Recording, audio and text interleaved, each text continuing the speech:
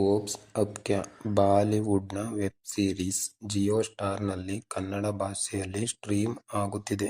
ಈ ವೆಬ್ ಸೀರೀಸ್ನ run time 5 hours 20 minutes. Total 8 episode. ಒಂದೊಂದು ಎಪಿಸೋಡ್ 40 to 45 minutes. ಈ ಸೀರೀಸ್ ಕಾಮಿಡಿ, ರೊಮ್ಯಾಂಟಿಕ್, ಡ್ರಾಮಾ ಜಾನರ್ನಲ್ಲಿ ಮೂಡಿ ಬಂದಿರುವ ಸೀರೀಸ್ ಆಗಿದೆ.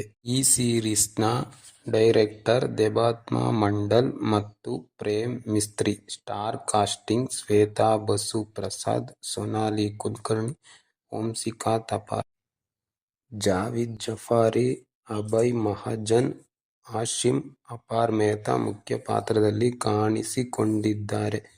ಈ ಸೀರೀಸ್ನ ಕಥೆ ರೋಹಿ ಎಂಬ 28 ವರ್ಷದ ಹುಡುಗಿಯ ಸುತ್ತ ನಡೆಯುವಂತಹ ಕಥೆ.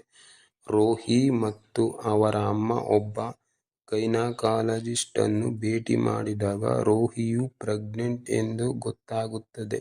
ಎಲ್ಲಿ ಮಿಸ್ಟೇಕ್ ಆಗಿದೆ, ನೆಕ್ಸ್ಟ್ ಏನ್ ಮಾಡ್ತಾರೆ, ಕೊನೆಯಲ್ಲಿ ಸೀರೀಸ್ ಎಲ್ಲಿ ಹೋಗಿ ನಿಲ್ಲುತ್ತದೆ ಎನ್ನುವುದೇ ಸೀರೀಸ್ನ ಕಥೆ. ಈ ಸೀರೀಸ್ನಲ್ಲಿ ರೋಹಿ ಕ್ಯಾರೆಕ್ಟರ್ ಮಾಡಿರುವ ಶ್ವೇತಾ ಬಸು ಆಕ್ಟಿಂಗ್, ಪೊಲೀಸ್ ಅಧಿಕಾರಿಯಾಗಿ ಓಂಕಾರ್ ಪಾತ್ರ ನಿರ್ವಹಿಸಿರುವ ಅಭಯ್ ಮಹಾಜನ್ ಅವರ ಆಕ್ಟಿಂಗ್ ಇಷ್ಟ ಆಯ್ತು ನನಗೆ.